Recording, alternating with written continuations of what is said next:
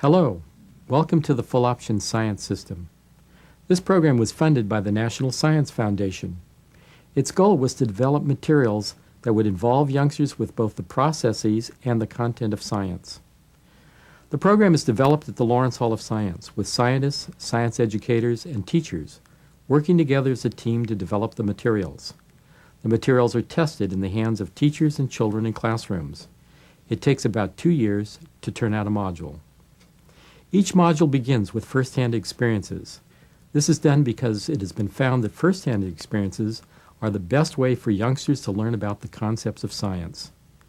As the module progresses, children are introduced to abstractions and to reading materials. The sequence from first-hand experiences to reading materials is deliberate because it has been found that youngsters, when they have some experience before they read, learn and understand more from the reading. Authors of reading materials can then take youngsters to greater abstractions. Trust the materials that you're getting acquainted with. They have been well tested. We have found that they work extremely well in the hands of all teachers and are effective for youngsters in learning about science.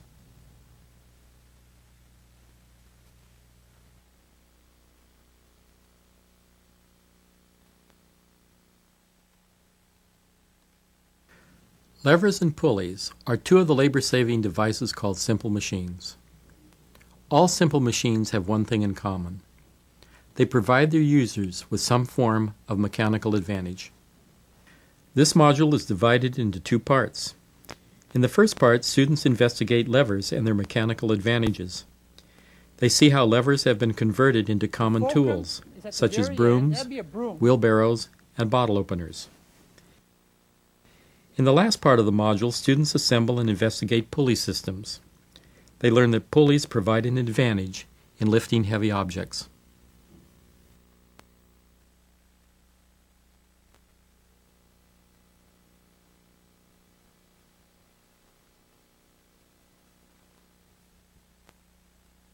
Hi, I'm Larry Malone, and I'm here to help you get started with the Levers and Pulleys module. This module has 4 investigations that deal with simple machines. We'll deal with 2 of those simple machines, the lever and the pulley. Students will be working on some of the fundamental ideas in mechanics. The big idea in this module is a force. The students will be amplifying force with their simple machines to find out how to make work easier. Most of the equipment you need to teach this module comes in the kit. Everything you see here comes in this one box. There is enough permanent equipment in the kit for a class of 32 students and enough consumable material for at least 2 classes. You will need to check the inventory sheet in the materials folio to see which materials are consumable and which are permanent. Here are the materials you'll need to supply. They're mostly tools and kitchen utensils. We'll discuss where each one enters the investigation as we get to them. Before you launch into teaching this module, be sure to spend time going through the entire teacher guide. There's lots of information in detail here that won't be covered in the video. The first thing you will find in the teacher guide is the overview folio, which points out the national standards addressed in this module, as well as information about how to best use the teacher guide. It also includes valuable background information, specially written for teachers who do not have extensive science background. The suggested teaching schedule in the overview will be particularly helpful as you plan. Next, you'll find the materials folio. If you are the first teacher using a new kit, you'll want to turn to the section that describes first-time prep. If the kit has been used before, check the section called Preparing Your Kit for Your Classroom. Both of these sections will give you helpful hints that will save you lots of preparation time later. The next 4 folios are the investigation folios. These are the heart of the program. Each takes 1 or 2 weeks to complete.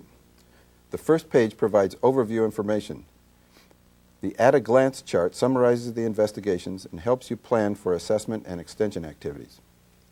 Next, you'll find the background information specific to this investigation. There is a section called Teaching Children About, which gives you some insight into the research about how children think and learn. Each investigation has several parts.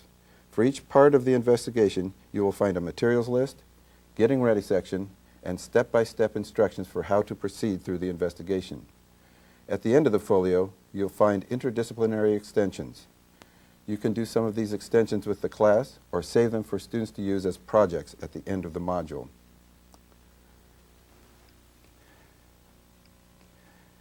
Next are the investigation duplication masters. Each master is labeled with a number so it will be easy to find when you need it. Shortly before beginning this module, duplicate the letter to parents and send it home with students. This letter tells parents about the module and suggests some activities that they can do at home with their children. It's important to read the assessment folio before you begin teaching. It describes a system for assessing students throughout the investigations and also gives you ideas for end-of-module testing and portfolio assembly. The folio contains scoring guides for each of the assessments suggested. Next are the assessment duplication masters. Here you'll find all the masters for the assessment charts and end-of-module assessments. As part of the kit, there are science stories for the students to read. The Science Stories folio gives you background information, recommends when to read the stories, and suggests follow-up activities. You may want to read the science stories during a reading period rather than during science time, especially if you only teach science a couple of times a week. In the resource folio, you will find lists of trade books, videos, computer software, and other resources that you can use to enrich the program. The final tab is the Foss website folio. At www.fossweb.com, you'll find activities and resources for both students and educators. Each module for grades 3 through 6 has interactive simulations, movies, internet links, career information, and opportunities to find out what other classes are doing with Foss. In addition, teachers will find sections on tips and tricks, standards correlations, teacher exchange, and implementation information. Now we're ready to begin.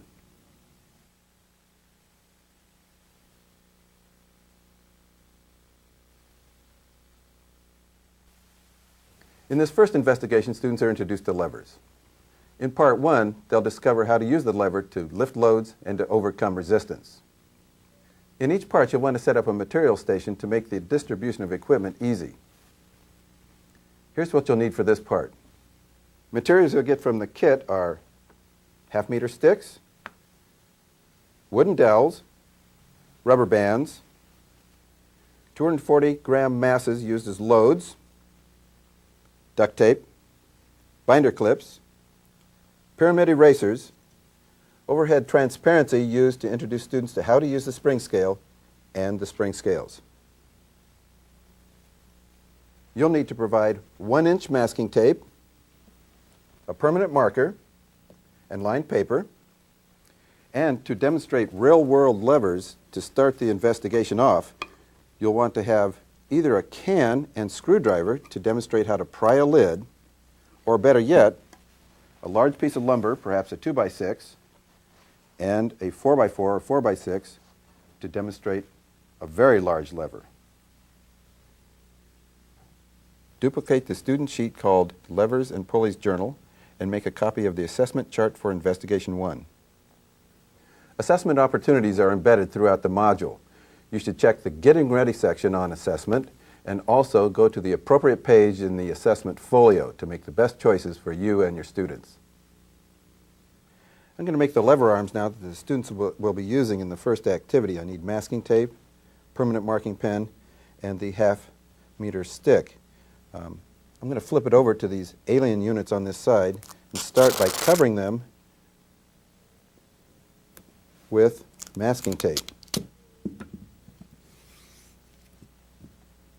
Now what I want to do is bring in a second half-meter stick, line it up exactly with my first one, and mark the center of the taped stick with a line about halfway up. I'm then going to mark every 5 centimeters in both directions from the center. Let me label this one 0. And I'm going to continue out all the way to the end. And this is important. I'm also going to mark 2.5 centimeters right here. Now my finished stick will look like this.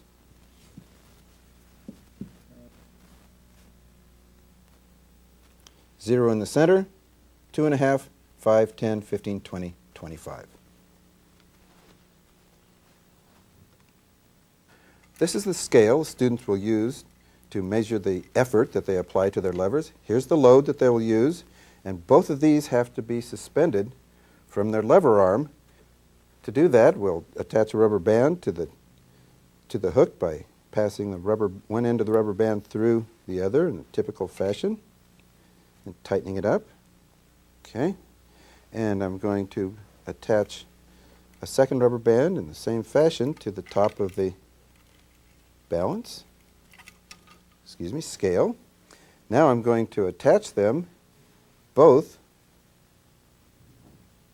to my lever arm by sliding the rubber band over. The advantage of a rubber band, particularly for the load, is that it can fall to a considerable angle and the load won't slip off and drop on the student's toes. So this is the way the two will look on the scale. The effort will be applied by pulling down on the hook. There are three things the students need to keep in mind when they use the scale. One is that it's always used upright, never upside down. So that's why we have the rubber band here for some applications. And the second thing is that the indicator needs to be right at the 0 mark before starting the investigations. If it's not, the students can use this little tang sticking out at the top to push this scale up or down relative to the indicator to get it just right. The third thing is they have to be able to read newtons in tenths of a newton. The little marks on here are 2/10 each, so they're going to have to interpolate between the lines. Now this is a difficult thing to teach the students, so in order to make it easier for you to demonstrate how to read the scale to the students, we've provided this overhead transparency in the kit. First thing you have to do is cut out the two parts, the scale and the little indicator strip. You have to use a single-edged razor blade or a mat knife or something to cut a slit across at the 100 and 400 gram or 1 and 4 Newton level on those lines. And then we're going to slip the indicator right through those slits like this. And now what we've got is an oversized emulation of that scale so that we can set different scale readings and ask the students to interpret them. Right here I've got 0.6 newtons. I can set it now at 2 newtons. So this is a visual aid to help the students learn to read the scale accurately. Your students will be doing some simple work with decimals. They'll be adding 0.5 newton to each of their scale readings throughout the module. If your students are not familiar with decimals or need a little refresher, there's a math extension activity called Introducing Decimals that you might want to use with them. At 5th and 6th grade, it's a good idea for students to keep a journal where they can keep accurate notes of all their investigations. So take about 10 sheets of lined paper, cover them with Levers and Pulleys journal cover that you've duplicated for each student, square them up, and staple them, either once in the corner or along the side.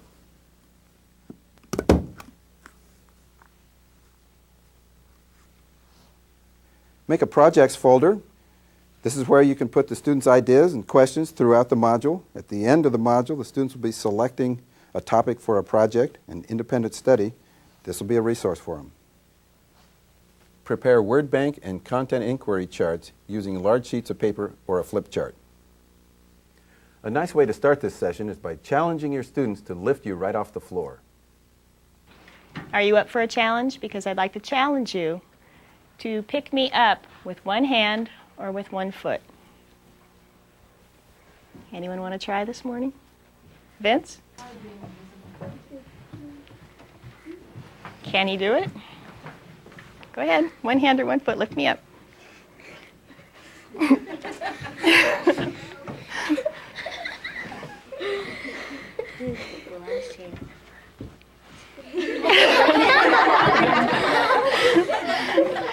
Want to try again? No? Anybody else want to try? Come on, DeAndre. DeAndre's going to try to lift me with either one hand or one foot. See how strong he is this morning. Did you eat your Wheaties this morning? Oh my goodness, he is strong. He moved me a little bit. I have something that might help this morning. This is a device that we're going to use. And with this device, someone will be able to lift me. What do we have down here this morning? Mason, what do we have down here?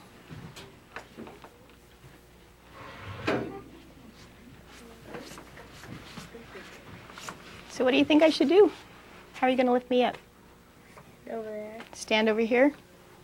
Right here? On the floor. Want me to stand on the board?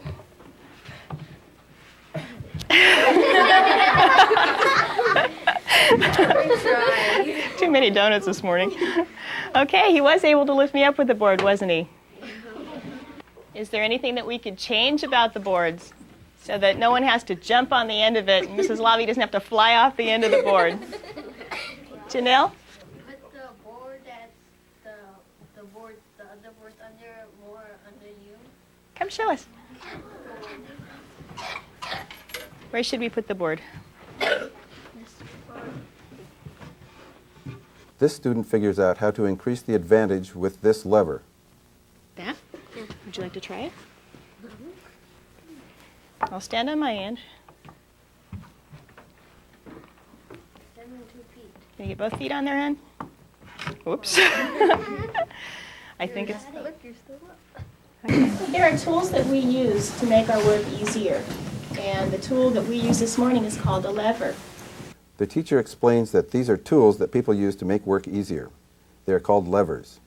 Levers are used to lift weight or to overcome resistance. Levers give us an advantage by making work easier. In your journal writing this morning, I have 2 vocabulary words for you to use. And I did put them on the board. One is fulcrum and one is your lever arm. Now the lever arm is going to be free to pivot. And the fulcrum, which we're going to use this today, will be the point at which it will pivot. And let me show you how this will work. This is going to be your lever arm today. And each group will get a clip, and you see how the numbers are marked in black ink? We're going to put this clip right over the 0, just like this. And when your group has your clip on, you're going to flip this part up. This is now your fulcrum. This is now your lever arm. This rod is going to be used to balance. And we're going to put an eraser at the very end so that it will not slide off. Next thing we do is put it through this way. Put it through the fulcrum. This is your arm, this is your fulcrum, and we're going to tape the lever about 3 inches away from the end of your desk. And then we'll tape it down. The teacher tells the students to tape the dowel so that it sticks out 5 centimeters. She will need to check the way the students do their setup. Some may not know how to use a binder clip. They should all have their rulers right side up and balanced. After the teacher describes the challenge for today, the getters go to the material station to get the materials for 2 setups. Each pair will have their own lever to work with. These students have done a good job of setting up their lever, but they do need to balance the lever arm by moving the binder clip a little bit.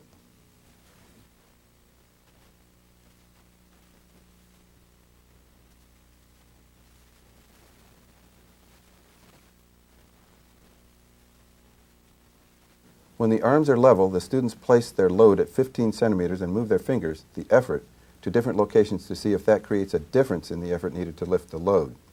The teacher reminds the students to be very careful with the load. It is heavier than it looks and should not be dropped.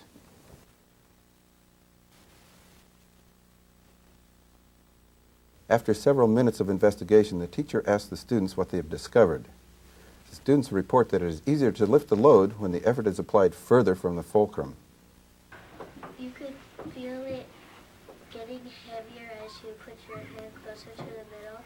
Okay, closer to the fulcrum or closer to the end? Closer to the fulcrum. Good. After the discussion, the teacher asked the students to record their observations in their journals. Okay, boys and girls, this is a spring scale, and we're going to be using this today to measure the effort. The teacher demonstrates how to use the scale right side up by hanging it on the demonstration lever using the rubber band.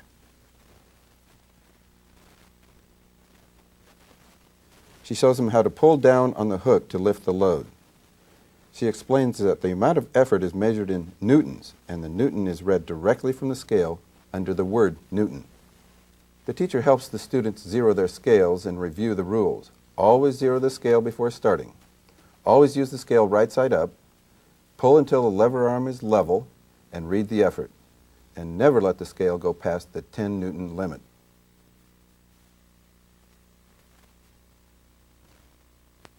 The teacher gives the students several minutes of free exploration with their new tool. The students use the spring scales to find out if the load is easier to lift when the effort is applied close to or far from the fulcrum. They record their data in their journals.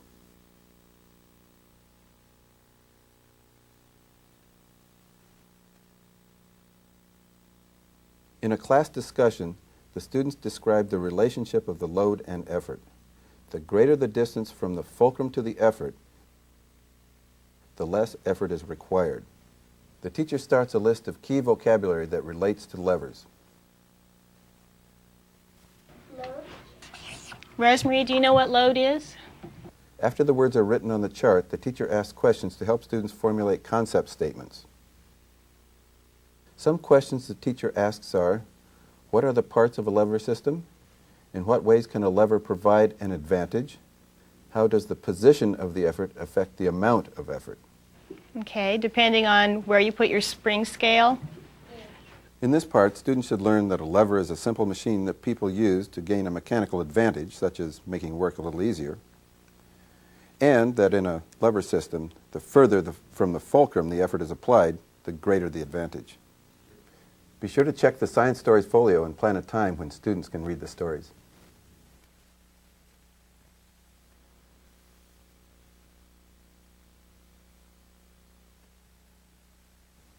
In Part 2, students do a lever experiment. They place the load at a predetermined spot and then move the effort around to see how much effort is required to lift the load. Here's what you'll need for this part. From the kit, half-meter sticks, modified, dowels, binder clips, erasers, and duct tape, loads with rubber bands attached, and scales with rubber bands attached. And you provide Levers and Pulleys journals, which the students started in the first part. Duplicate the student sheet called Lever Experiment A. You may want to make an overhead transparency at the same time. Duplicate the student sheet called Response Sheet Levers, which you can use for assessment.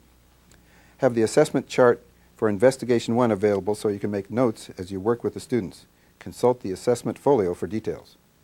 Start this session by reviewing the parts of a lever system and remind the students how to use and read the scales. The teacher asks the students to find out how much effort it takes to lift the load without the aid of a lever. The students hang the load on the spring scale and read how many newtons of force it takes to lift it. They find that it takes 2.4 newtons. After the students have set up their lever systems, the teacher gives them a few minutes for free exploration. The teacher introduces the student sheet and the challenge. The students position the load at 10 centimeters. They apply the effort at various distances from the fulcrum, guided by the chart. They record each reading and add 0.5 newtons to the effort to account for the weight of the scale itself and the force with which it pulls down.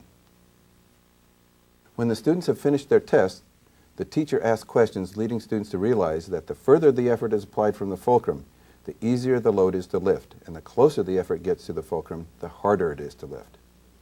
And my graph is a little bit smaller than yours, and that's okay. The teacher made a transparency of the grid to demonstrate how to use the two-coordinate graph. It's 2.5, so here's the 1, Here's the 2 line, and right in the middle of the 2 and the 3 is 2.5. Once the graphs are completed, the students can more easily describe relationships. The load is easier to lift as the effort is applied further from the fulcrum. With this visual aid, students can predict how much effort it would take to lift the load at 10 centimeters if the effort were placed at 22 centimeters, or 13 centimeters, or 30 centimeters. They can even tell where the effort is applied if the load is at 10 centimeters and a force of 4 newtons is required. In this part, the student should learn or reinforce the idea that the further the effort is applied from the fulcrum, the easier it is to lift the load. This is a good time to introduce the project folder. At the end of the module, students will be selecting a subject for a project and undertaking it on their own. As students come up with questions or good ideas during the course of the investigations, have them write them down on a piece of paper and put them into the folder. This will be a resource for the students at that time.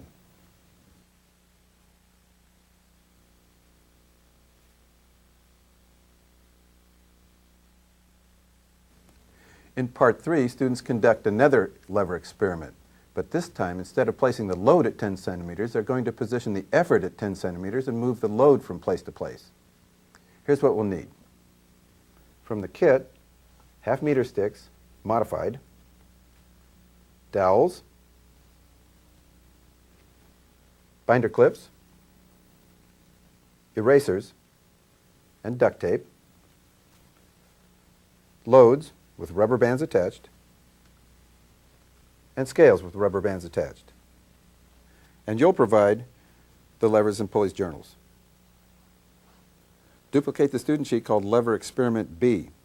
Have assessment chart for Investigation 1 available so you can make notes as you work with the students. Consult the assessment folio for details.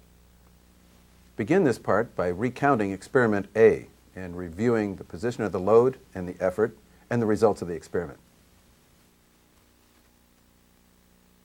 Today, the teacher proposes a change in the experiment. The students will keep the spring scale at the same location on the lever arm and move the load. After making some predictions, they begin to investigate.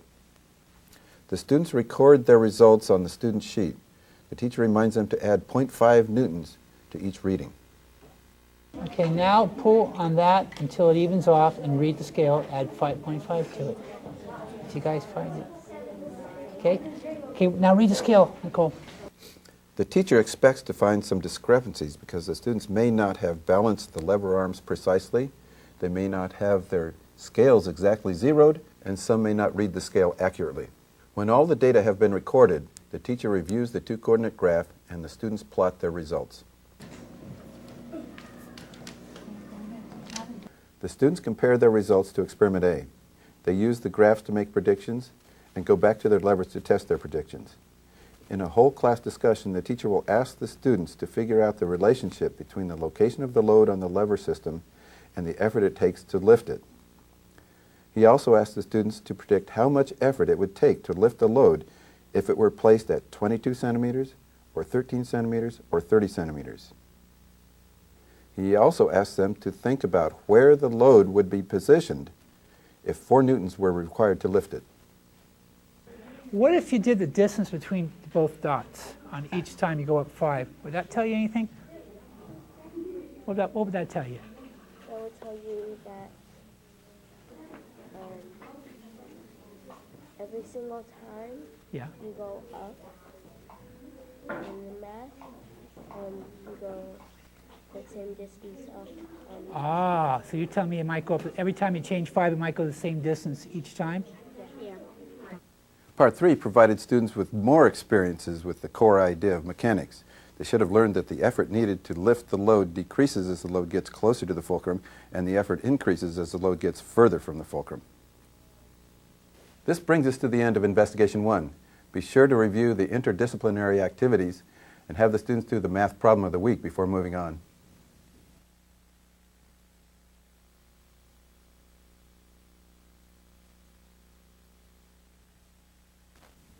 In the first investigation, students investigated levers that had the fulcrum in the middle between the load and the effort.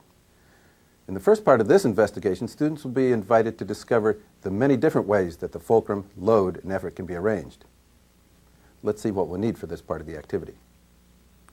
From the kit, the half-meter sticks, modified, the dowels, the binder clips, the pyramid erasers, duct tape, loads with rubber bands attached, spring scales with rubber bands attached, and the 3 lever diagram posters, Class 1, Class 2, and Class 3. And you will provide the levers and pulleys journals and the masking tape. Make a copy of the assessment chart for Investigation 2, which you can use to record your observations as the students work. Begin this session by reviewing what students have learned about lever systems. What's this? Who's going to tell me what this is called? Eddie, what's this? The teacher reviews the parts of the lever, the force of the load, and how the advantage changes with the placement of the load and effort. Who can tell me what this is right here? What's that? What's that? Glad, what's that? Class, when a load is pulling on something, it's called a force. The teacher demonstrates that the load they are using pulls with a force of 2.4 newtons. The teacher asks the students if the effort needed to lift the load will be more, less, or the same as the pull of the load. They find out the effort required will be about 4.8 newtons, which is twice the force of the load pulling down. Okay, all right. You got a level, what you got there? 4.4. It's actually more effort, huh? Yeah. What happens if you add? The teacher explains to the students that the fulcrum is not always in the middle of the lever arm.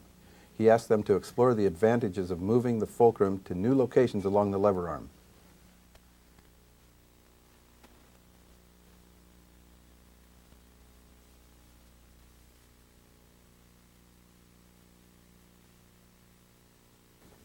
After the students have had some time to work with their levers, ask them to report their findings. They should report that the closer the fulcrum moves to the load, the easier it is to lift the load. Here's a way to diagram the lever that the students have been working with, which is a Class 1 lever. Our convention is that a square with an L is the load, a circle with an E is the effort, and a triangle with an F is the fulcrum. After this has been diagrammed, you can challenge students to come up with other ways to rearrange the load, fulcrum, and effort to come up with other lever designs. As they come up with ideas, you can diagram those as well. Here's the fulcrum at one end, load in the middle, effort on the other end. This is a Class 2 lever.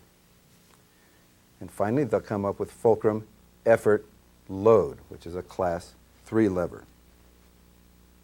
This is a good time to introduce a mnemonic device to the students so that they can remember the characteristics of Class 1, Class 2, and Class 3 levers. You can use the lever diagram posters to do this. The mnemonic is FLE 1, 2, 3. F-L-E 1, 2, 3. And the FLE refers to that part of the lever system that is between the other two. For instance, a Class 1 lever always has the fulcrum between the load and the effort. A Class 2 lever always has the load between the effort and the fulcrum.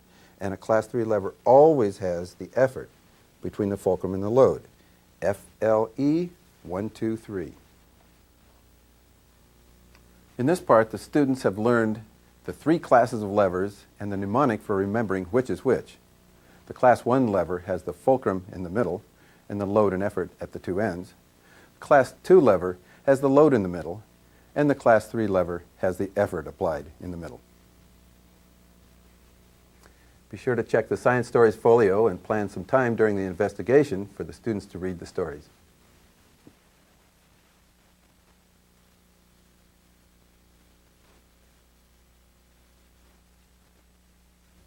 In this part, students investigate the advantage that can be derived from each class of lever.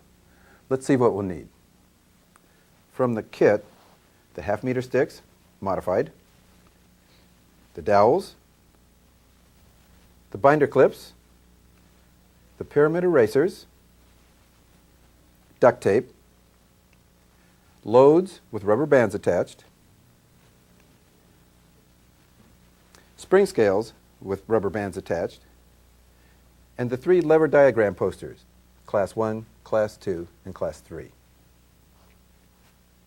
And you will provide the levers and pulleys journals, and the masking tape. Duplicate the student sheet called lever diagrams and the student sheet called response sheet more leverage, which you can use for assessment. Make a copy of the assessment chart for investigation 2, which you can use to record your observations as the students work. In this session, the students are introduced to a method for recording the results of their lever experimentations, the lever diagram. Explain the conventions that the students will use as they diagram their levers from this point on in the module. A circle with an E is the effort. A square with an L is the load, and a triangle with an F is the fulcrum. In addition, they can draw arrows from the E and the L, indicating the direction that the force is acting. In this case, I would draw an arrow pointing down for the effort and for the load.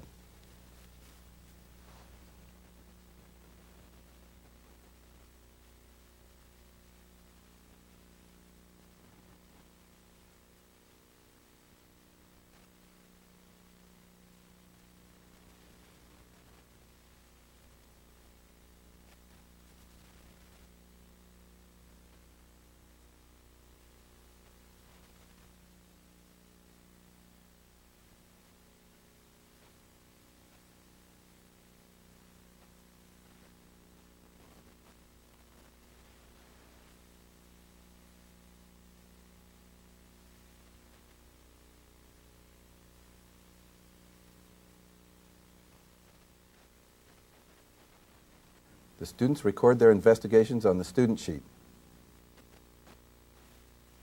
When the students finish their explorations and diagrams, the teacher allows a few teams to share one of their lever systems with the rest of the students. They demonstrate the lever, identify its class, and draw its diagram on the board. Before ending the session, the teacher has the students complete the response sheet, which will help him assess how much the students understand about lever systems.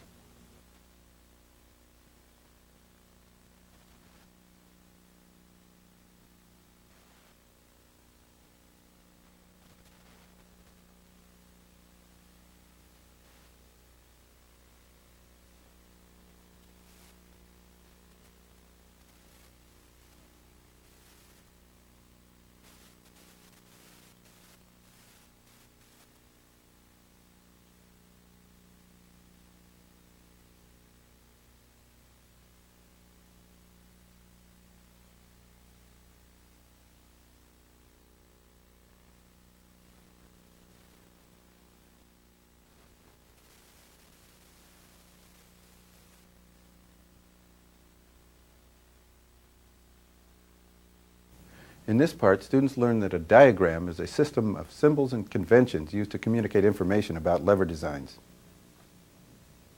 Remember to encourage students to add their ideas and questions to the project folder.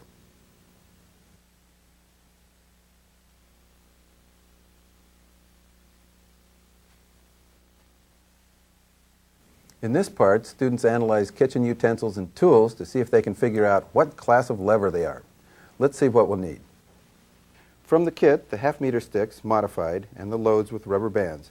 These you'll make available to students who would like to use them while they're modeling their real-world levers. The lever diagram posters that were used earlier, and some new posters, the crowbar, wheelbarrow, and broom as examples of real-world levers. And you'll need to provide an array of real-world levers. In this case, I've got a hammer here, a broom, screwdriver that can be used as a lever. Here's a garlic press, can opener, a couple pairs of pliers, tweezers, nutcracker, scissors. You'll also need to supply the levers and pulleys journals and some masking tape. Have assessment chart for investigation 2 available. Begin this session by reviewing the different classes of levers. The teacher reviews the 3 classes of levers and asks the students in which direction the effort moves in each of the classes. The load is on one side, the fulcrum is in the center, and the effort is on the other side. Now, which way would the effort go on that one, up or down? Laquita? It'll be going down. Yeah, exactly. The second class lever, the effort is on this side, the fulcrum's on this side, and the load is in the center. On this one, which way would the effort be going?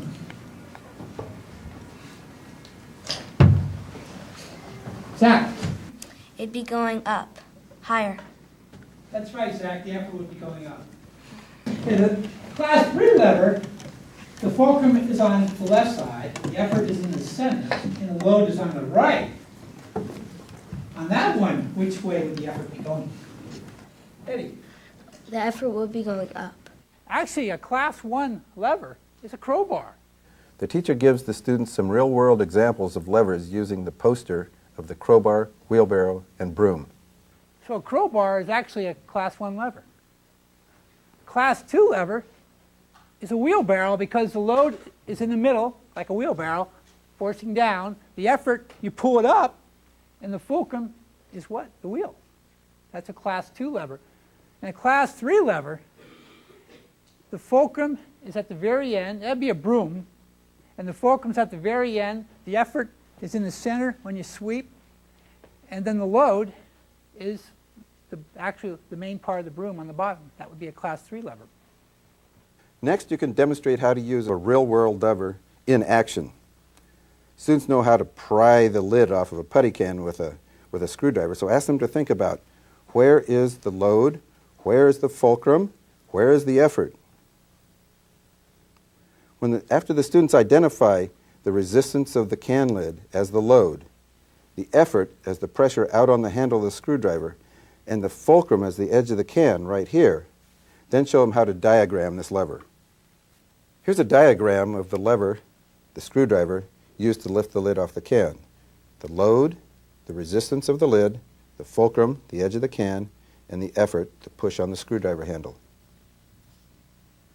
The students use the sheet called Levers at Work and the tools to determine where the load, effort, and fulcrum are located on each tool.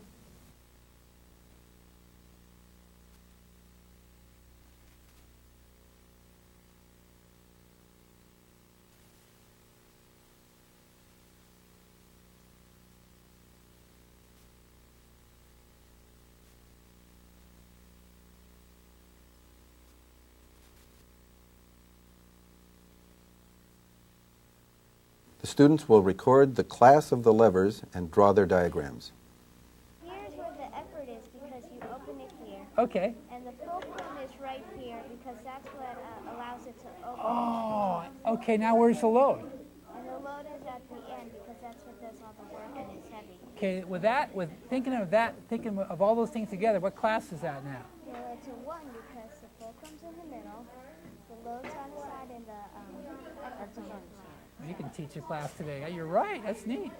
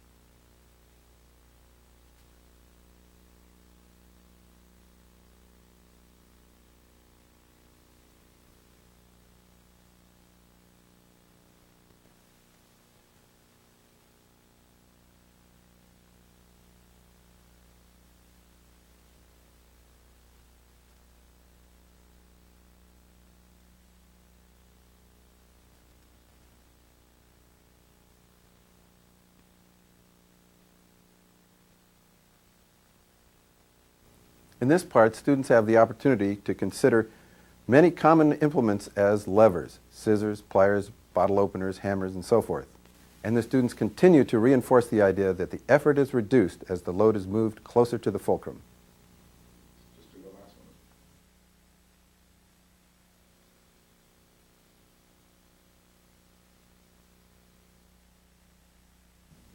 In this final part of the investigation, students analyze and diagram pictures of common tools. Let's see what we'll need. From the kit, the lever diagram posters and the lever picture posters. And you provide masking tape and the levers and pulleys journals. Begin this session by reviewing the diagrams the students made of the tools in the previous session. You may want to have those tools available. Make copies of lever pictures 1 and levers picture 2 for each student. You can use them as group or individual exercises during school time, or they can be used for homework. This brings our lever investigations to a close. Be sure to check the interdisciplinary activities and have the students do the math problem of the week.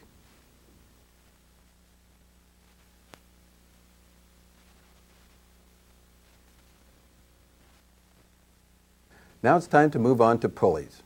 In this first part of the investigation, students are challenged to set up pulley systems with one pulley, and they'll discover that they can set up a single fixed pulley or a single movable pulley system. Let's see what we'll need. From the kit, the half-meter sticks, the scales, the rubber bands have been removed, paper clips, binder clips, pulleys, loads, again, rubber bands have been removed, duct tape, and some cord. And you need to provide heavy books, scissors, masking tape, and the student journals. Duplicate the student sheet called Pulley Diagrams and make one copy of assessment chart for investigation 3. You'll need to prepare a rope for each pair of students. Each finished rope should be 75 centimeters long, so I'm going to measure 85 centimeters. There's 50 plus 35. I'm going to cut it right there. I'm going to fold back the end 5 centimeters.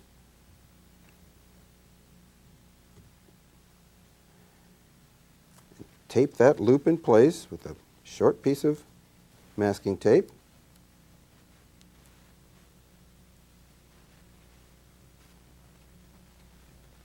Do the same thing on this end. Fold it back 5 centimeters.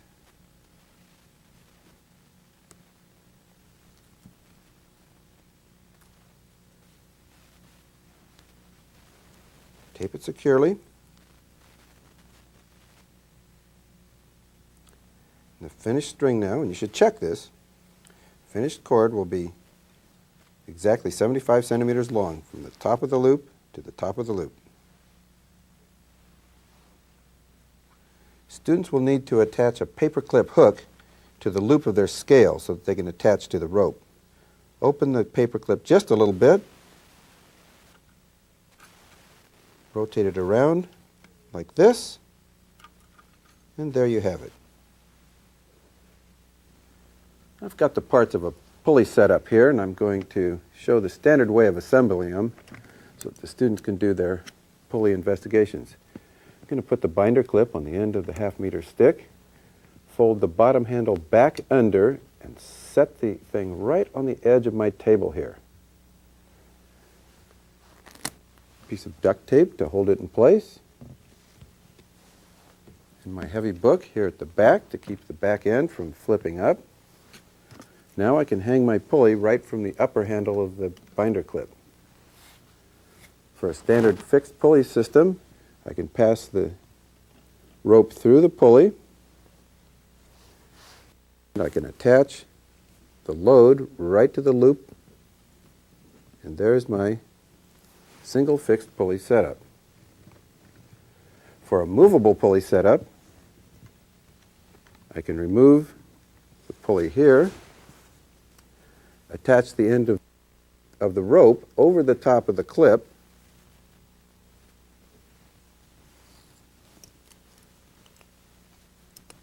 attach the load to the pulley, and there's my movable pulley system.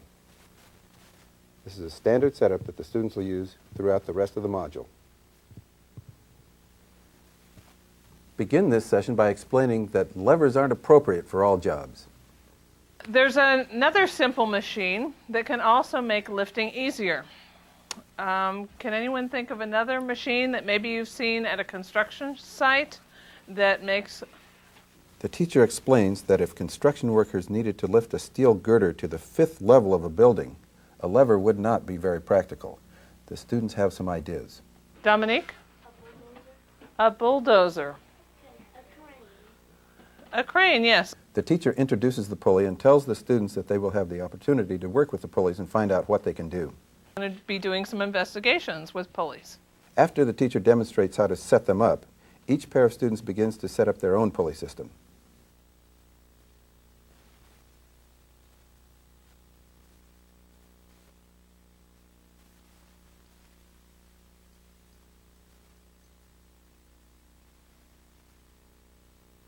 It may take students a little bit of time to get their systems functional. Allow them to problem solve on their own for a while.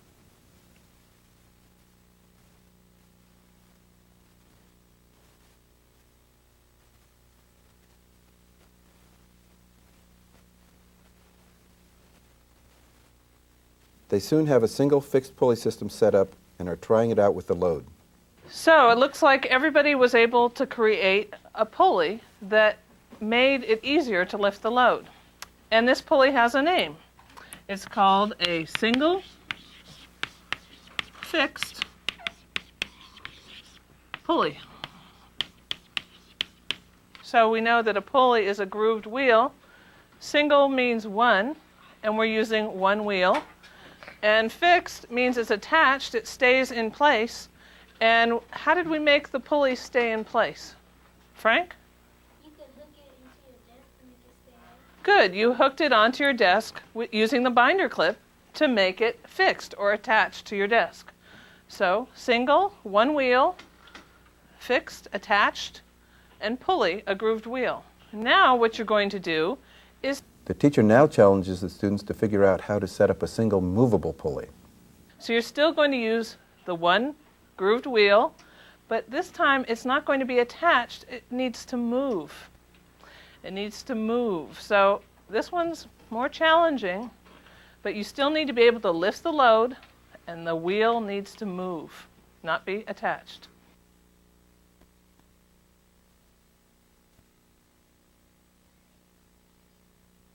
The pulley is moving, but that's not quite what the teacher had in mind.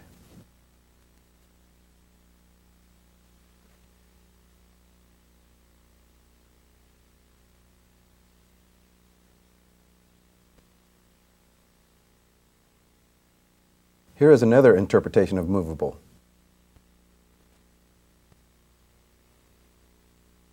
Most children struggle with this one. If some teams are stumped, the teacher will tell them that a movable pulley always moves with the load.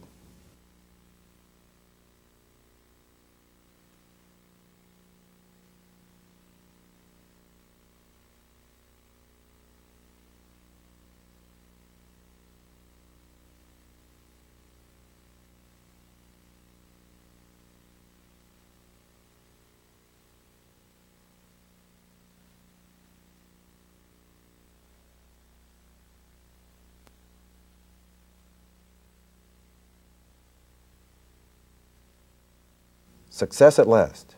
Most of the groups will have theirs going in just a few more minutes.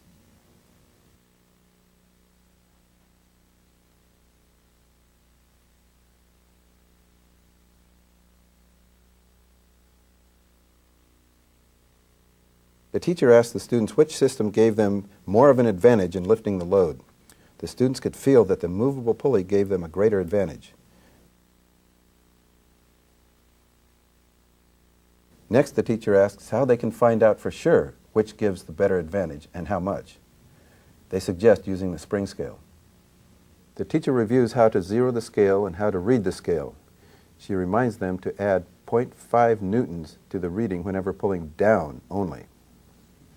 The teacher draws part 1 of the pulley diagram sheet on the board to help students understand what they need to do next. The students find that they need a paper clip hook to attach to the scale to keep it upright. The teacher reminds them to add 0.5 newtons to their reading.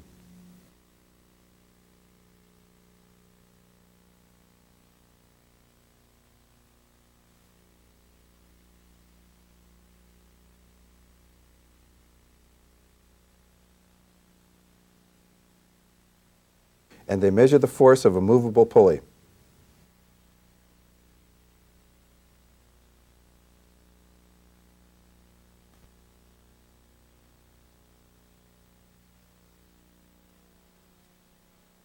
The teacher collects the data from the students and adds 0.5 Newton to the single fixed reading.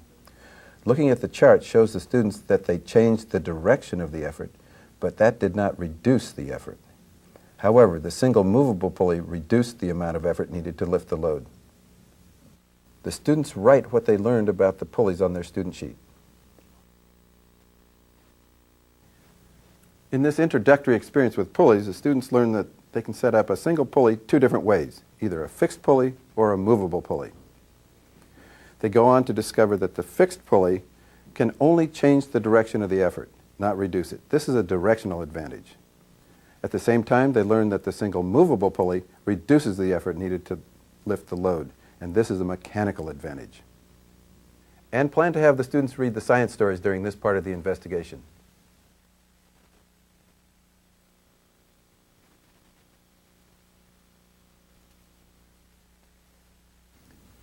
In this part, two teams will bring their pulleys together so they can investigate two pulley systems.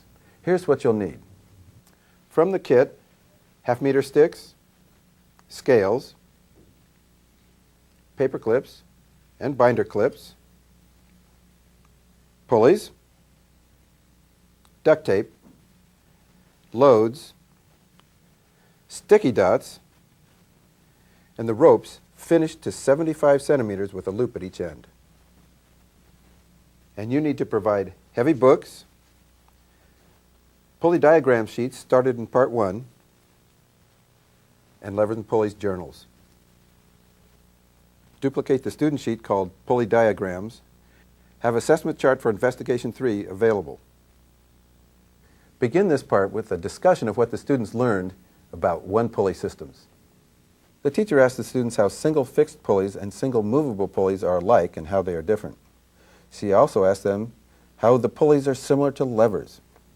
They conclude that all provide an advantage when trying to lift a load. The teacher explains that some pulley systems contain 2 or more pulleys. Today, the challenge is to set up a pulley system with 2 pulleys. Students will often set up a pulley system that gives them no advantage. Let them struggle with these non-productive systems. It is through such trial and error investigations that students learn how to assemble useful pulley systems.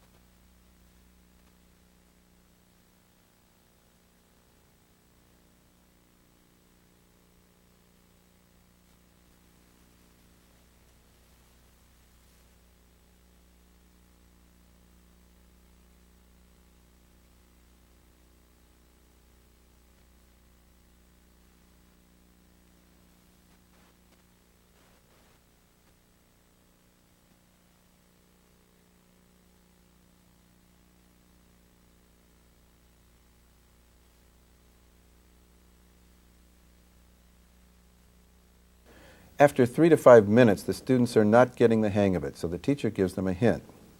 She shows them the rope hanging from the bottom hook of a fixed pulley.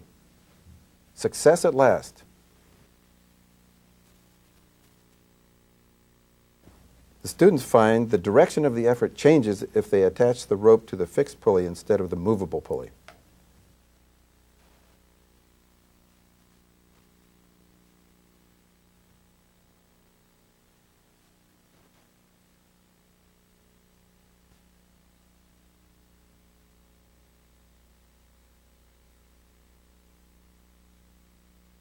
The teacher demonstrates how to diagram a single fixed pulley. Each group gets 24 sticky dots to use as pulleys in their diagrams. The students begin to draw. Here we see the diagram of a single fixed pulley. The teacher suggests they put their systems together if they need a little help diagramming.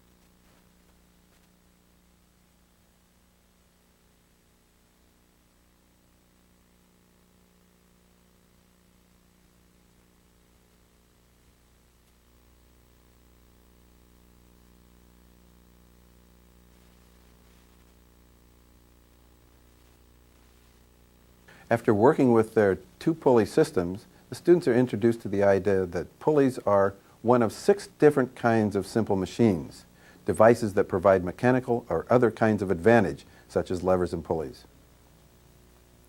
Continue to add student ideas to the project folder.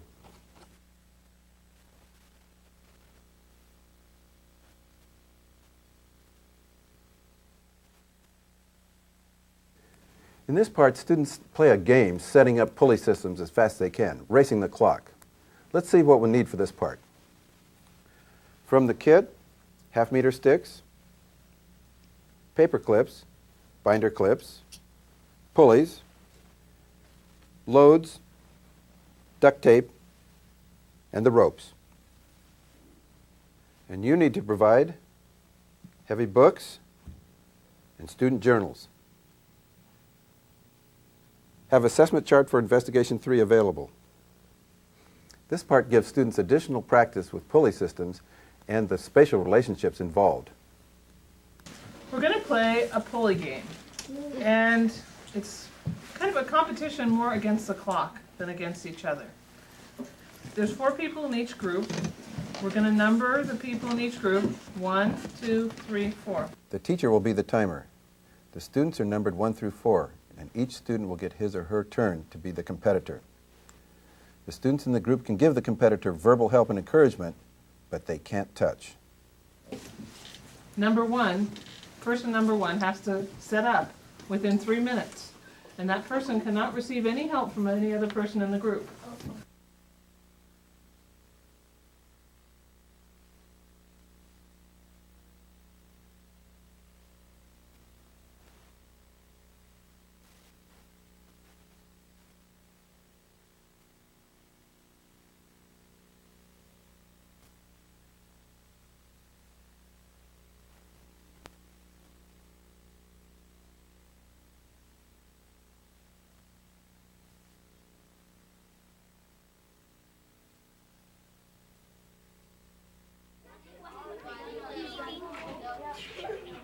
Ah, muy bien, muy bien. Sí, está bien, muy bien. Quita todo. All the pulleys have been disassembled? Okay. Number 2, single fixed, single movable.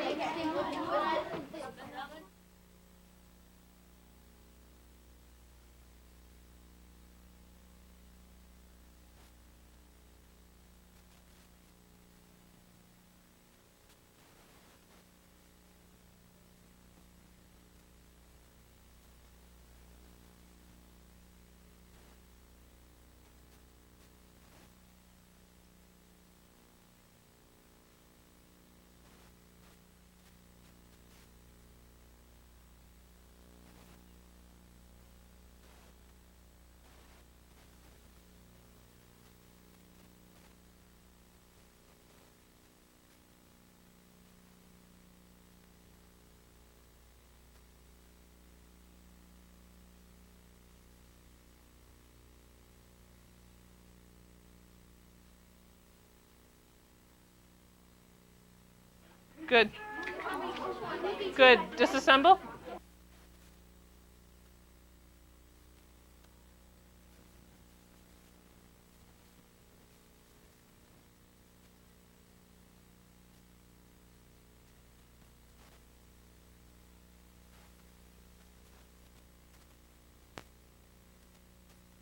Oh no, because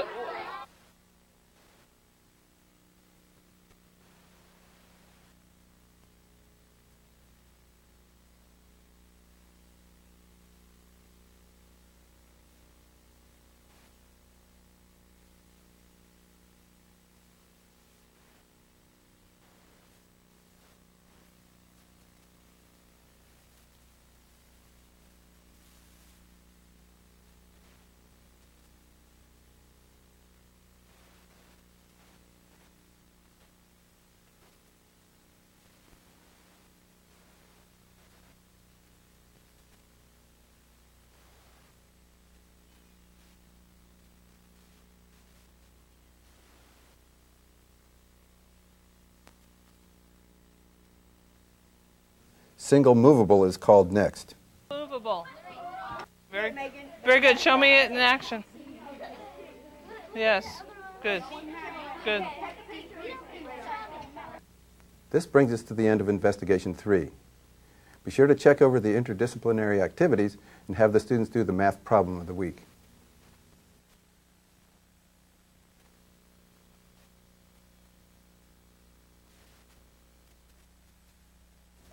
In this investigation, the students will get into their 4 different pulley systems in greater depth.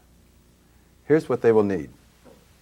From the kit, the half-meter sticks, the scales, the binder clips, the pulleys, the duct tape, paper clips, loads, and ropes. You'll need to provide heavy books, masking tape, student journals, and the completed pulley diagrams sheets. Duplicate the student sheet called Pulley Data and 1 copy of Assessment Chart for Investigation 4. Start this session by reminding students that pulleys are members of a general category of devices called simple machines. So levers are a kind of simple machine, and when you use simple machine, it helps you in some way. Can anyone remember the 2 ways that simple machines help us? Sam? By lifting things easily. Right. To help us. Right. They make the work easier. Can someone think of a second way? Nick? They give us an advantage. Good. They give us an advantage. And how are these 2 pulley systems the same? Thomas? The students respond that they both use 2 pulleys and a rope. When asked how they are different, the students respond one has the effort pulling down with 2 ropes holding up on the load, and the other has the effort pulling up with 3 ropes holding the load. Okay, if we were to use a single system and we're going to double the load, how many newtons would it take to lift a double load using the single fixed pulley? The teacher asks the students to predict what would happen if they each used a single pulley system to lift a double load. The predictions are 4.8 newtons for the single fixed and 2.4 newtons for the single movable. The teacher distributes the pulley data sheets and they discuss the headings of the first 6 columns. They can fill in some of the columns by looking at their pulley diagrams. They will be able to fill in the rest after working with their pulleys again. The students measure the effort for 2 loads. The teacher reminds the students that they need to add 0.5 newtons to their reading when the effort is applied downward. The teacher visits with each group and assesses progress.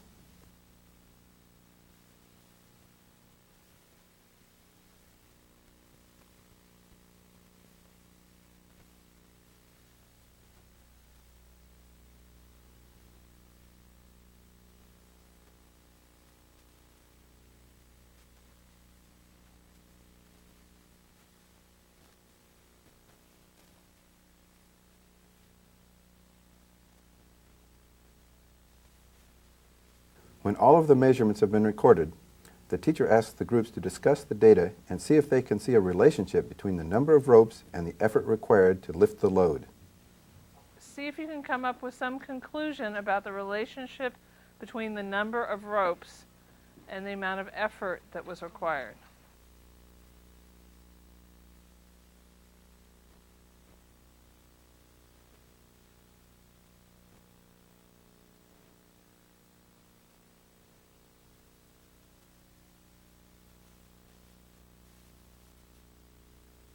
So in your groups, what did you find out? What is the relationship between the number of ropes and the effort?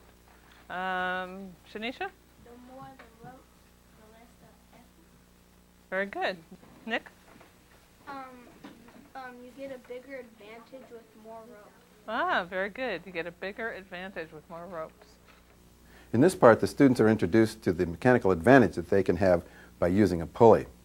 The greater the number of ropes supporting the load, the less the effort needed to lift the load. And furthermore, the effort needed to lift the load can be predicted if you know the weight of the load and the number of ropes supporting the load. Plan to have the students read the science stories while they're doing this investigation.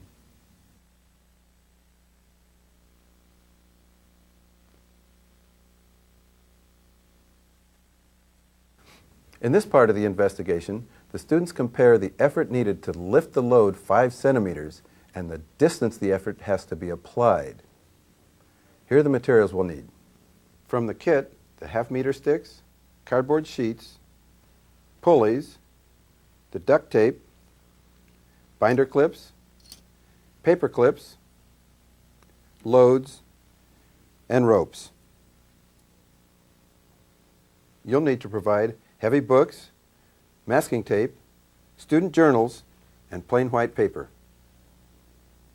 Duplicate the student sheets called Pulley Data, Starting Line, and Response Sheet Pulleys at Work.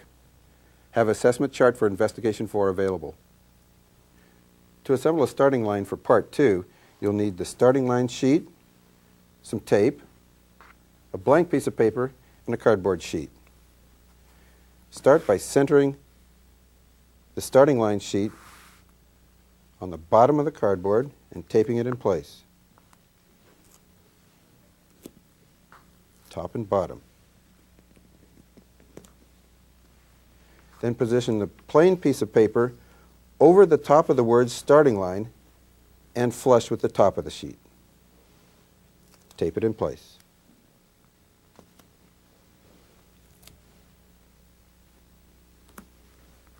That's it.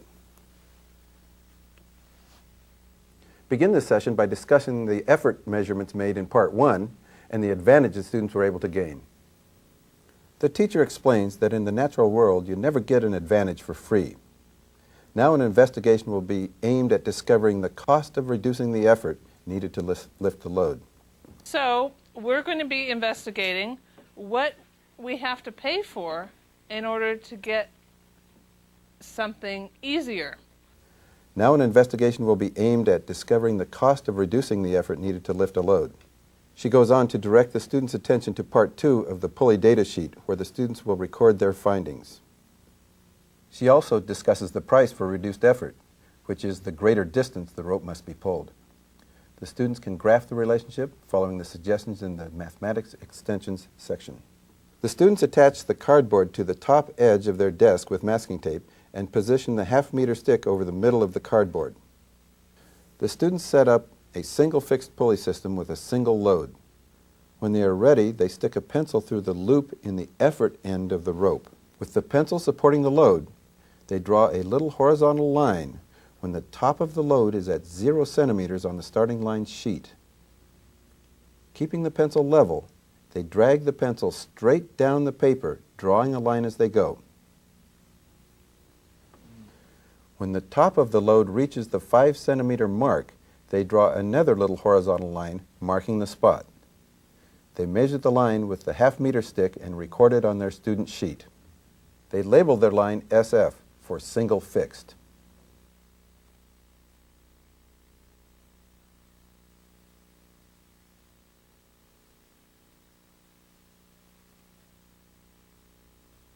Testing the single movable pulley.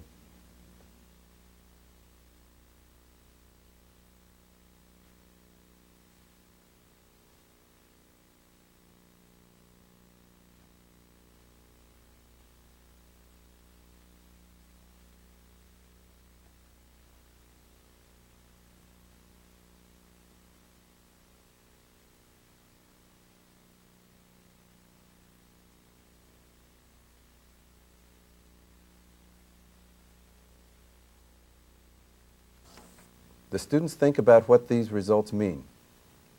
You may get some discrepancies in the results. Possible causes are the students don't hold the pencil straight or they don't measure accurately. But the results should be close.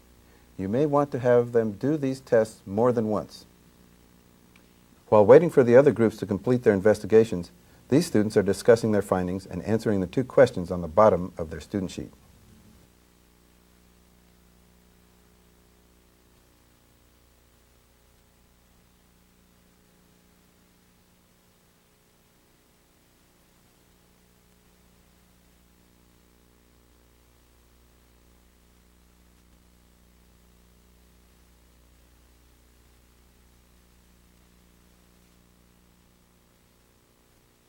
The teacher asks each group to discuss the advantages and disadvantages of using the pulley systems.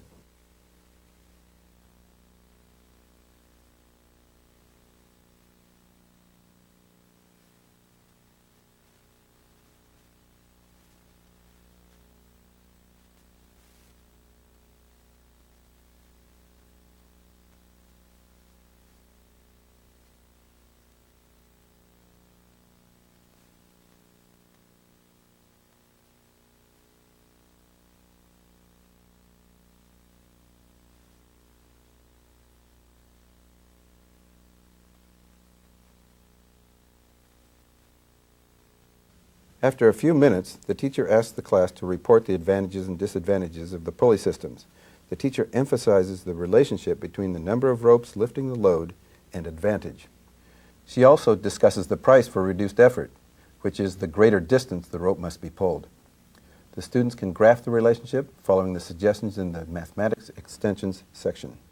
I'd like you to think about what use the largest pulley system in the world would have. How could we apply this and come up with the largest pulley system in the world? Michaela? You can lift Abraham Lincoln's statue out of a Lincoln Memorial. A crane like jumbo, car drill, express.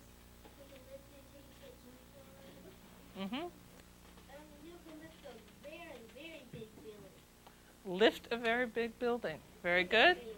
In this part, students learn that benefits gained by using simple machines are always balanced by costs. When the benefits outweigh the costs, the machine is a useful tool to assist with the accomplishment of work. This is your last chance to get those student ideas and questions into the project folder.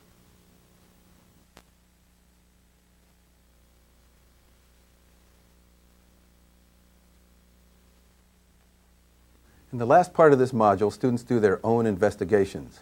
While the students are doing their projects, you'll be able to gain some insight into how well they've internalized the ideas of mechanics.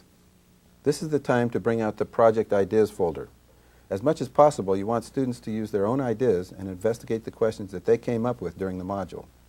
If you don't have enough ideas in the project folder for everyone to investigate, you can use the project ideas sheet to help students think of more investigations. The project proposal sheet should be completed by each student or team of students doing a project. You will want to make sure that the projects the students propose are realistic and will be of some benefit to the class. The sheet also helps you control materials.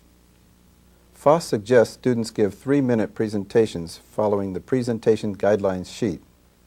They can also make a poster to help them explain their investigation to the class. You should plan about 2 weeks for the students to complete their projects. You can spend time in class, or the students might want to work on their projects at home. The assessment folio has suggestions for scoring the student work on the projects. Also in the folio, you will find information in Masters for 2 kinds of summative assessment, an end-of-module test given in a variety of formats, and suggestions for assembling portfolios. This brings us to the end of the levers and pulleys module and our brief introduction to simple machines. I think you'll agree that they're not really that simple at all, and in fact, during the development of this module, we considered calling it not so simple machines.